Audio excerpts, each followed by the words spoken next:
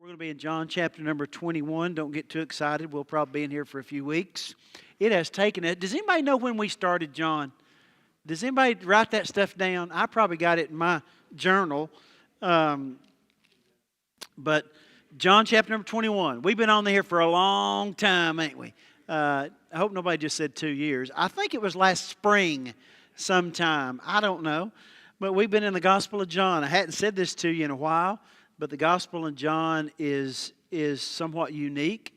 92%, approximately 92% of the Gospel of John is unique in that 92% of what's written in John is not found in Matthew, Mark, and Luke.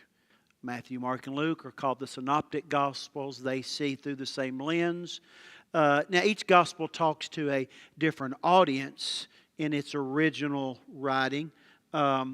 But John spends a lot of time in Jerusalem. John fills in a lot of gaps. For example, we spent a lot of time in chapters 13 through 17, which was the upper room discourse. The other Gospels talk about he broke bread, and that's passages we read from when we do the Lord's Supper.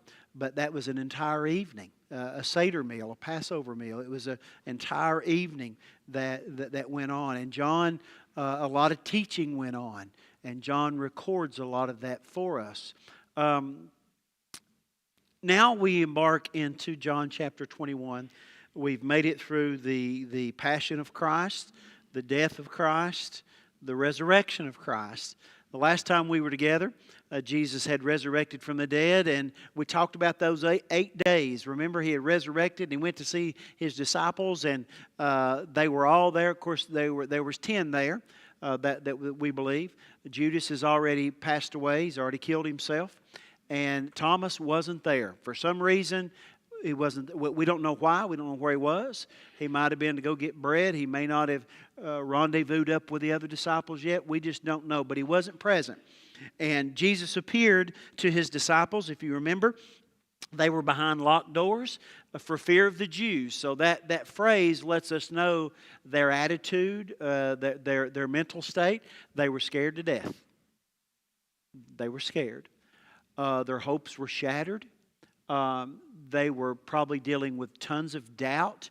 You remember, so through this process, if we think about all the Gospels and even John, the disciples had asked him questions. You know, you would think if I could just walk with Jesus, for 3 years, I would know everything I need to know. Well, that wasn't the case. He told them what they needed to know when they needed to know it. Therefore, that's something for us to think about. He will often reveal things to us when we need them. But what I would also say on top of that is, and as we study.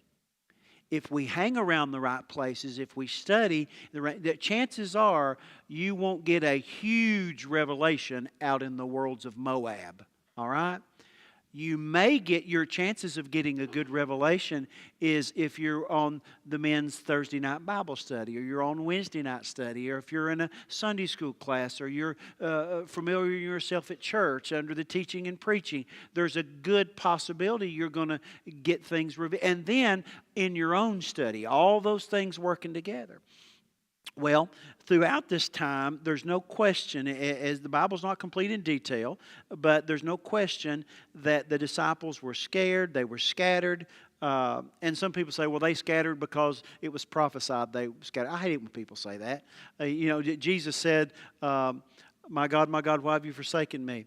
And I had somebody say, well, the reason he said that was prophesied. I just wanted to hit them right in the mouth in Jesus' name. He said, even though it was prophecy is just history before it happens.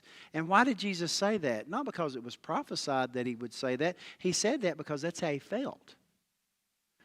When he was rejected by earth, and as great as God is, he's holy.